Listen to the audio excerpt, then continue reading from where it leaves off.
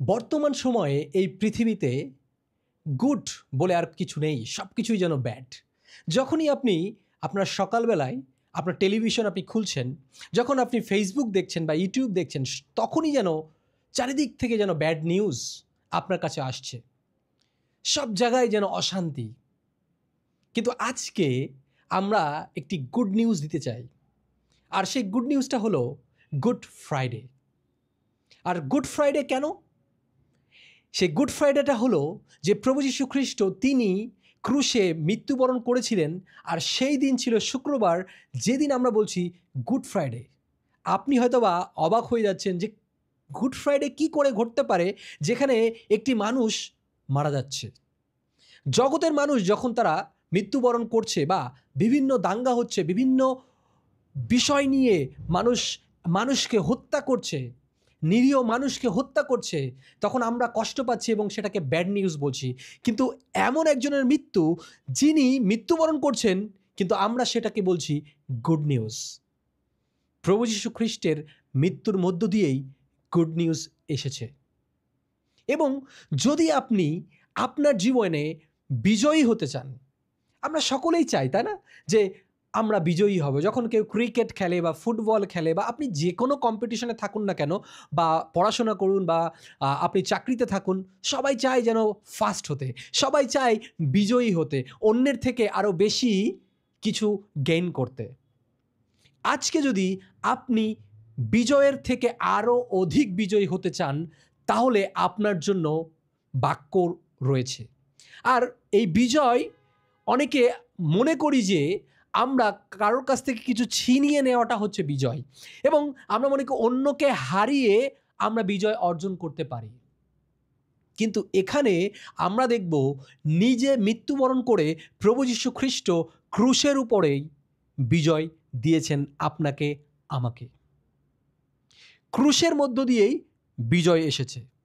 অনেকেই বলেন যে পুনরুত্থানের মধ্য দিয়ে বিজয় এসেছেন, সেটা অবশ্যই ঠিক আছে, কিন্তু ক্রুশ অর্থাৎ মৃত্যুবরণ যদি তার না হতো, তাহলে তার পুনরুত্থানের ঘটনা ঘটতো না। তাই বিজয়ের শুরু হয়েছে তার ক্রুশীয় মৃত্যুর মধ্য দিয়ে।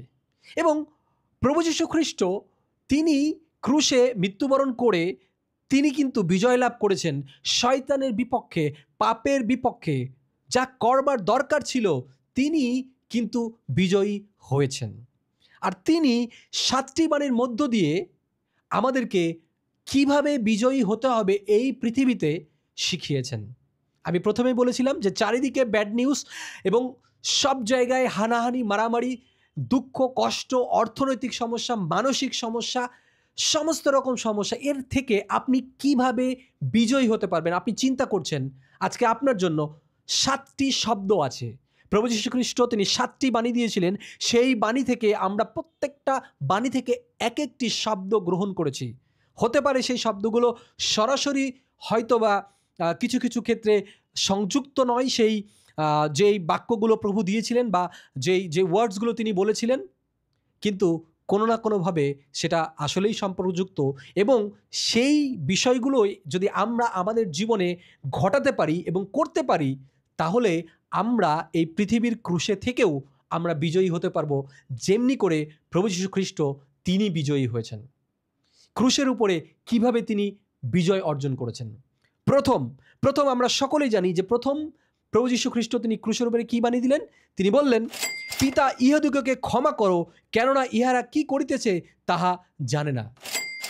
আমি এখান থেকে একটা শব্দ নেব, সেই কথাটি হচ্ছে ক্ষমা। প্রভু যীশু খ্রিস্ট তিনি ক্ষমা করে গেছেন, এবং সেই বিষয়ে আমি আজকে আলোচনা করব না, কিন্তু এই ক্ষমা শব্দটি আপনার জীবনে কতটুকু আছে, এই ক্ষমা শব্দটুকু আপনি কতটুকু আপনার জীবন দ্বারা প্রমাণ করতে পারেন? প্রভু তো ক্রুশে প্রমাণ করেই দিয়েছেন। তিনি অত্যাচারের মধ্যেও যারা তাকে অত্যাচার করছিল তাদেরকে বললেন, ক্ষমা হোক, পিতা তুমি তাদেরকে ক্ষমা করো। কিন্তু আজকে যখন এই জগতের মধ্যে আমরা আছি, আমি বারবার বলেছি, আজকে আমাদের ডিসিশন, আমাদের সিদ্ধান্ত, আমরা কিভাবে এই জগতে ক্রুশে থাকা সত্ত্বেও, অত্যাচারের মধ্যে থাকা সত্ত্বেও আমরা কি করে ক্ষমা করতে পারি।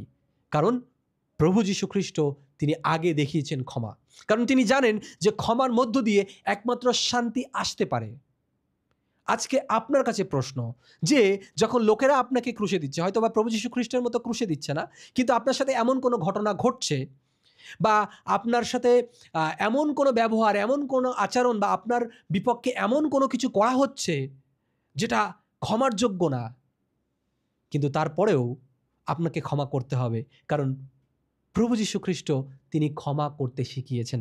যদি তিনি ক্রুশের উপরে ক্ষমা করতে পারেন, তাহলে আজকে আমি মনে করি না যে আমরা এমন কোনো কঠিন পরিস্থিতির মধ্যে রয়েছি যে আমরা ক্ষমা করতে পারবো না।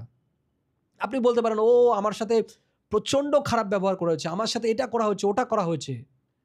কিন্তু আমি সত্যিই বলছি, আপনি যখন অন্যকে ক্ষমা করেন, তখন সেটা তার উপকার যতটুকু, তার থেকে বেশি উপকার আপনার নিজের। কারণ বাইবেল বলছে যে ক্ষমা করো, তাহলেই ক্ষমা পাবে। সুতরাং ক্ষমার কোনো বিকল্প নেই। প্রয়োজনে যেমন আমরা অ্যাডভান্স পেমেন্ট করি না, অনেক সময় লোনের পেমেন্ট করি, যে অ্যাডভান্স আমরা লোন পেমেন্ট করছি, বা কাউকে আমরা কোনো কিছু একটা কিনবো, সেটা অ্যাডভান্স আমি পেমেন্ট করে দিয়ে আসছি। ক্ষমা আপনি অ্যাডভান্স করে রাখুন। এর পরবর্তীতে কালকে বা কিছু ঘন্টা পরে বা ভবিষ্যতে 1 বছর পরে, 5 বছর পরে যদি আপনার বিপক্ষে কেউ কোনো কথা বলে, কাজ করে, আপনাকে আঘাতও করে, আপনি ক্ষমা এখন থেকে প্রস্তুত করে রেখে দিন। তাহলে আপনি বিজয় অর্জন করতে পারবেন। শুনতে একটু মানে হাস্যকর মনে হতে পারে, একটু ফানি মনে হতে পারে, না আমার প্রতি অত্যাচার করলে আমি পাল্টা জবাব দিতে পারি।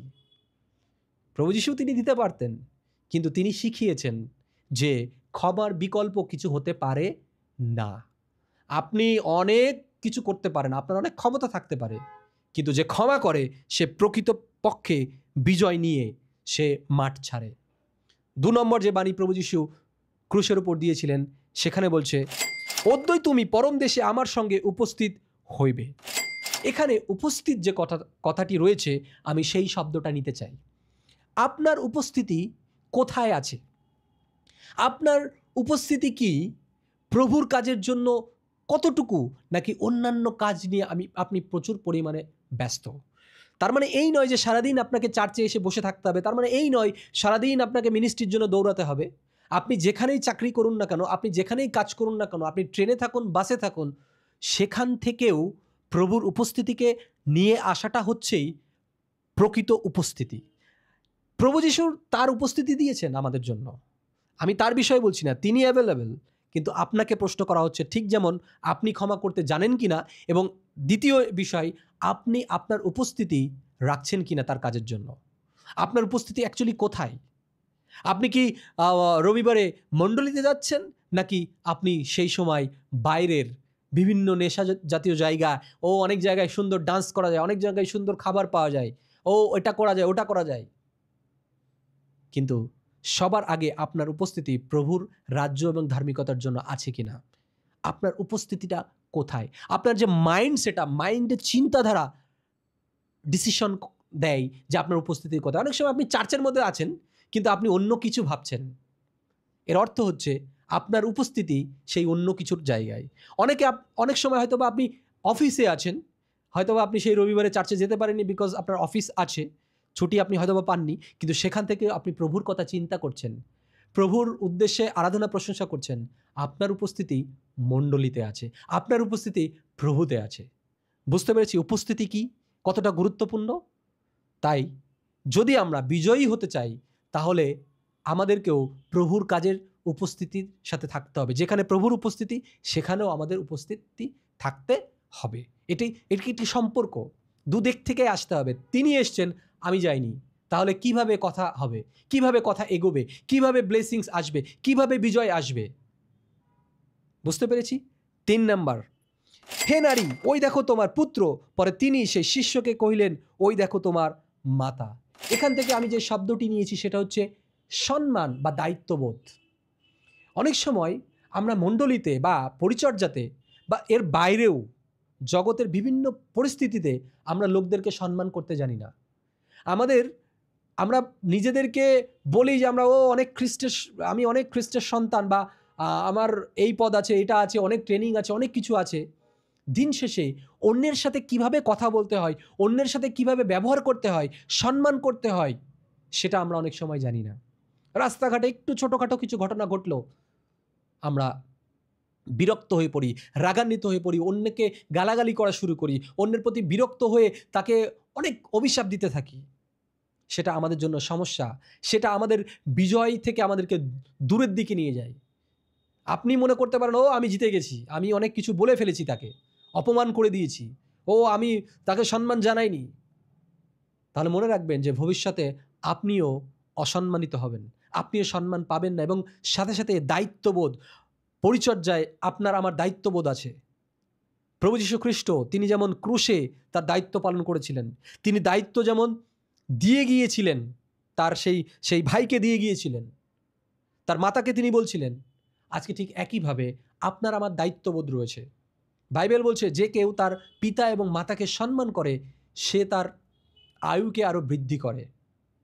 সুতরাং যেমন বয়স্ক লোক আছে, যেমন নিজেদের একই বয়সের লোক আছে, যেমন ছোটরা আছে, পিতামাতারা আছে, যেন সকলকে আমরা সম্মান করতে শিখি। এমনকি যারা পাপী আছে তাদেরকেও সম্মান করতে হবে। যদি আপনার কাছ থেকে তারা সম্মান নাই পায়, পরবর্তীতে আপনার কথা কেন তারা শুনতে যাবে? যারা অন্যায় করে, যারা পাপ করে, তাদেরকে তো সবাই অসম্মান করে। তাহলে সেই সবাইয়ের সাথে আপনার কোনো পার্থক্য থাকবে না। সম্মান করুন এবং লোকদেরকে বুঝতে সাহায্য করুন আপনার ভেতরে কে আছে। এই জন্যই তার আগেরগুলোর সাথে সবগুলো কিন্তু রিলেটেড। দেখুন আপনার মধ্যে কে আছে, আপনার মধ্যে কিসের উপস্থিতি আছে এবং ক্ষমার আত্মা আপনার মধ্যে আছে কিনা। অন্যরা তো এই সমস্ত লোকদেরকে ক্ষমা করতে পারে না যারা পাপী, যারা অন্যায়কারী, কিন্তু আমরা তাদেরকে সম্মান দিতে জানি, তাদের দায়িত্ব নিতে জানি। আজকে অনেক সময় বলা হয় যে ওই রাস্তার পারে যে সমস্ত ছেলেমেয়েরা রয়েছে তারা অনেক সময় নেশা করে, গালাগালি করে, তাদেরকে দায়িত্ব নেওয়ার কি দরকার আছে? তাদের ভবিষ্যৎ নেই। কিন্তু তাদের ভবিষ্যৎ আছে যখন প্রভুতে আমরা তাদের জন্য কিছু করব।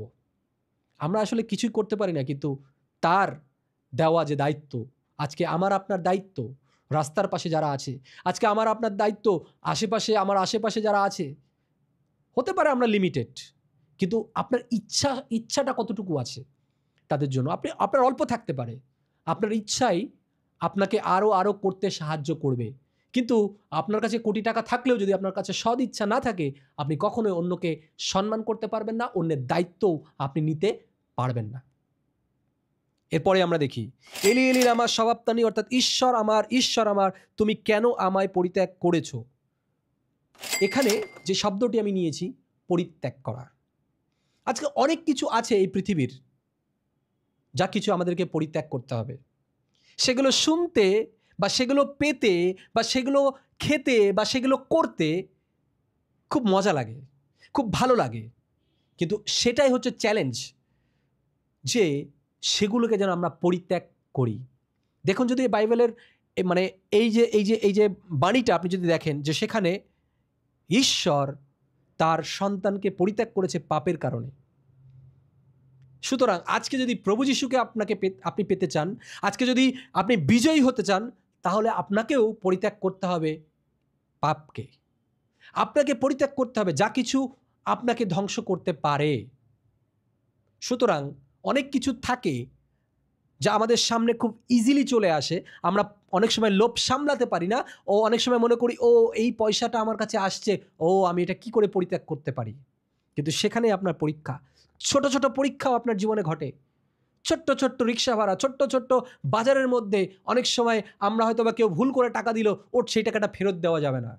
ছোট্ট পরীক্ষা, ওই লোভটুকু আমরা পরিত্যাগ করতে পারছি না। সুতরাং এইরকম অনেক বিষয় থাকে যেই বিষয়গুলোকে আমাদেরকে পরিত্যাগ করতে হবে, না হলে আমরা কিন্তু লুজিং সাইড হয়ে যাব, আমরা হেরে যাব, আমরা বিজয়ী হতে পারবো না। এরপরে দেখি আমার পিপাসা পাইয়াছে। কি ঘটে যখন আপনার জল পিপাসা বা পানি পিপাসা যেটাই বলি না কেন, যখন আপনি পিপাসিত হন, আপনি হয়তো বা বসে আছেন, খুব একটা ইমার্জেন্সি কোনো কাজ করছেন বা খুবই গুরুত্বভাবে একটা কোনো কিছু দেখছেন, কিন্তু আপনি যদি খুব পিপাসিত হন তাহলে কিন্তু সেখানে বসে থাকতে পারবেন না। আপনার ইচ্ছা না থাকা সত্ত্বেও আপনাকে সেখানে যেতে হবে, কারণ আপনি পিপাসিত। অর্থাৎ এখান থেকে যে কথাটা আসে, আমরা যে পয়েন্টটা বের করেছি সেটা হচ্ছে আকাঙ্ক্ষা, এবং আকাঙ্ক্ষা বা কামনা। আমরা কামনার বশে অনেক রকম পাপ করে ফেলি, মনে করি এটা তো ফান, আমি প্রভু আমি করতে চাইনি, কিন্তু এত কামনা আমার জীবনে এসছে যে আমি এটা করে ফেলেছি। কিন্তু আজকে কামনা হবে, আকাঙ্ক্ষা হবে পাপের জন্য নয়, প্রভুর কাজের জন্য।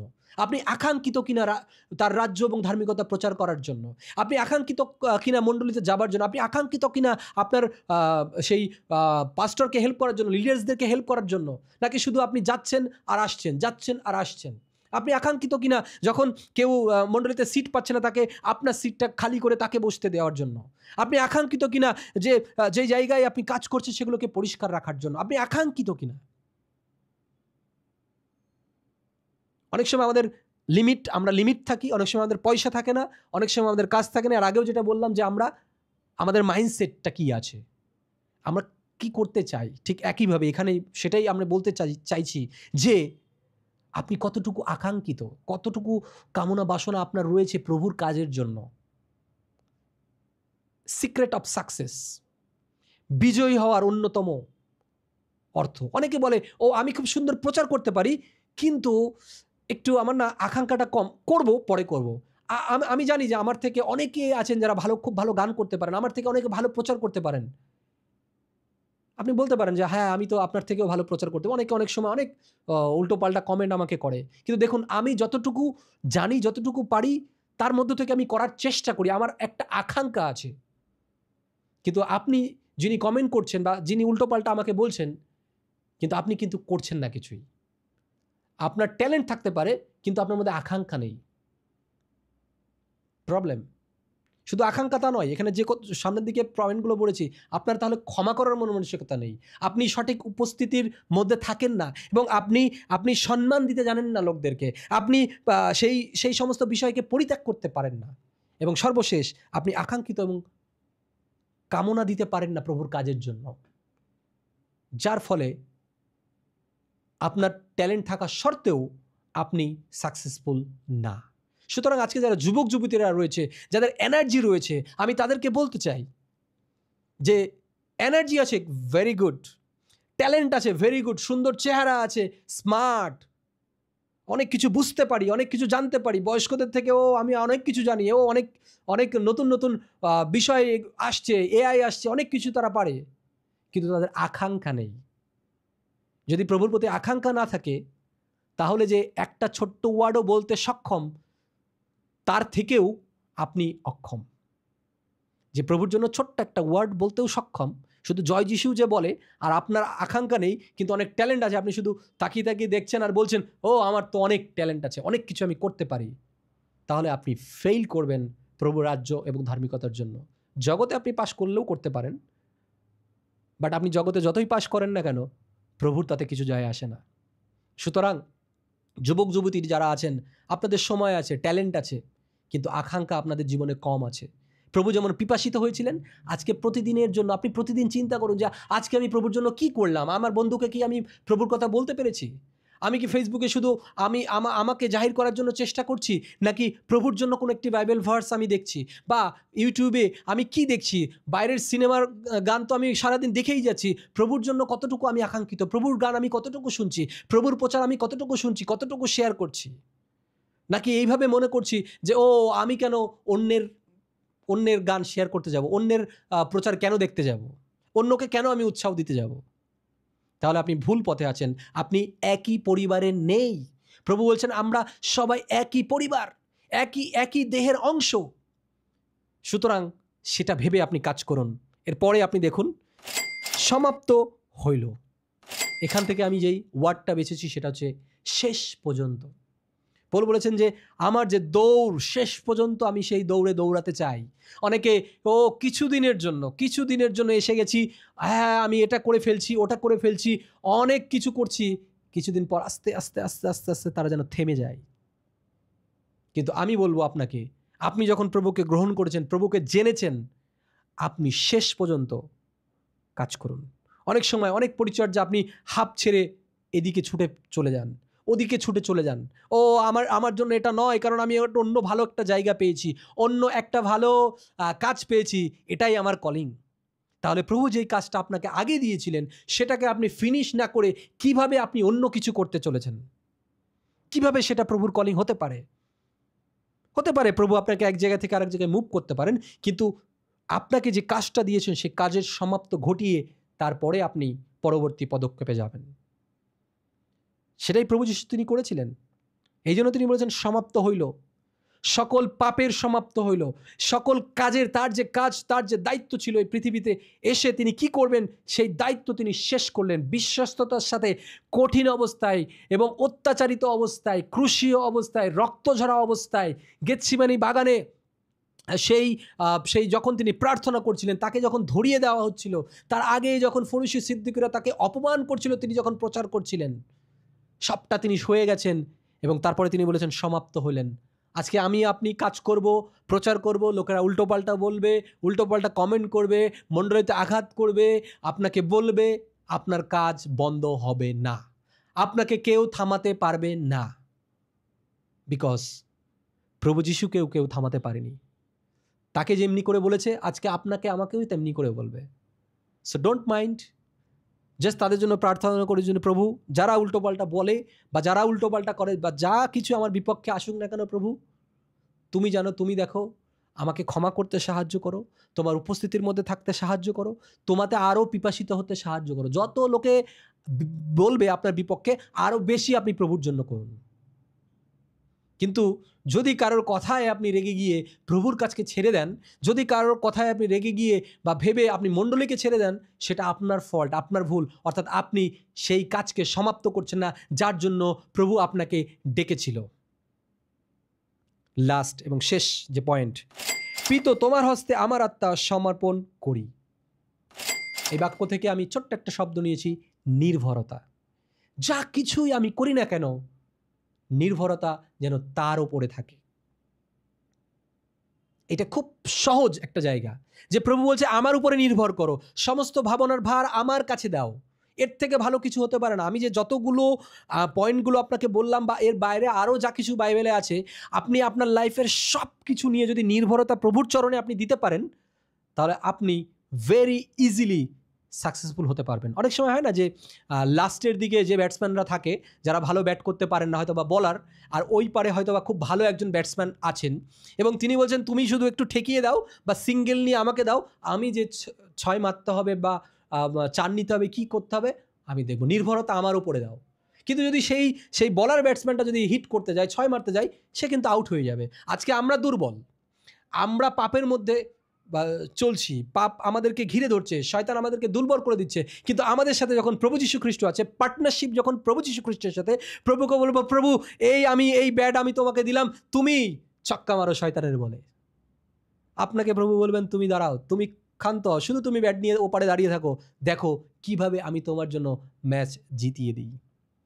সুতরাং আমি আগেই বলেছি যে বিজয়ীর অপেক্ষা আরও যদি বিজয়ী হতে চাই, তাহলে তার উপরে নির্ভরতা, তাহলে শেষ পর্যন্ত আপনি কাজ করতে থাকুন প্রভুর জন্য, তাহলে তার জন্য আকাঙ্ক্ষিত হন, তাহলে সমস্ত পাপকে পরিত্যাগ করুন, তাহলে মানুষকে সম্মান করুন, দায়িত্ব নেওয়া শিখুন এবং তারপরে আপনার উপস্থিতিতে যেন প্রভু তিনি থাকেন সেটাকে আপনি আপনি আপনি নিশ্চয়তা দিন এবং আপনি তার উপস্থিতির মধ্যে থাকুন এবং তারপরে ক্ষমা করুন।